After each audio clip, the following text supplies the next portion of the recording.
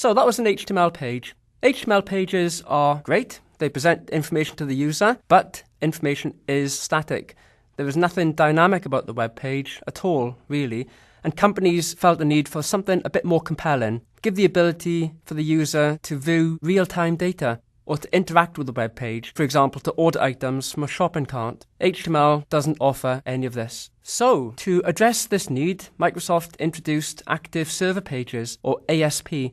ASP pages are stored on the web server, and they contain a mixture of static HTML and executable script, which runs at the web server. Let me show you a simple example of an ASP page. Now this example I'm going to demonstrate for you. You're not going to be able to run this example unless you configure the database on your system. So you'll probably just want to watch what I'm doing for this particular example. In the My Web folder directory, if you remember, we have a file called getemployees.asp. We'll have a look at the code in there shortly, but first of all, let's run the application and see what it actually looks like. So to run the application, we'll go back into Internet Explorer.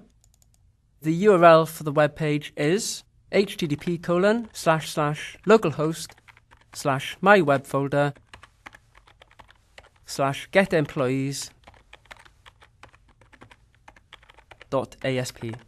So let's go. So you can see the web page displays employee names and salaries. This is my family. And this information was generated dynamically from data from a database. So let's take a look at the code for the ASP page. I'm going to leave Internet Explorer running because we'll come back to that in a moment. And I'll just tab back to Windows Explorer and we'll open getemployees.asp in Notepad. Now, ordinarily, if I was doing real development with ASP, I'd use development tools such as Visual InterDev from Microsoft, but Notepad will do fine for our purposes here. So let's just briefly pick out some of the main points in the code here. First things first, this statement at the beginning is called a page directive. It runs at the server and it tells Microsoft IIS what programming language we've used on the ASP page. I've used VBScript here. I could have used JavaScript if I'd wanted to. The next section of the page, between the angle bracket and the percent, way down here to the percent close angle bracket, is VBScript code. Now, this isn't a lesson on VBScript, so I'm not going to dwell on the details here, but briefly, you can see what we've done is created a connection to a database. The database name is employees. I've previously configured that on my system so that it knows that it corresponds to the employees.mdb database. The next statements create a statement object and select all data from the employees table in that database. And then the next two statements execute the statement and retrieve a result set. The result set contains all the data from the query. So that's the end of the code section. We then switch back into HTML mode. Now, at this stage, you're probably getting one of the problems with ASP pages is that you're constantly flitting back and forth from code mode into HTML mode, and it makes it quite difficult to actually understand what's happening. Obviously, this is a very simple example. You can imagine in a more realistic, complex scenario, the amount of code here would be a little bit more intimidating, and it would be quite difficult to read.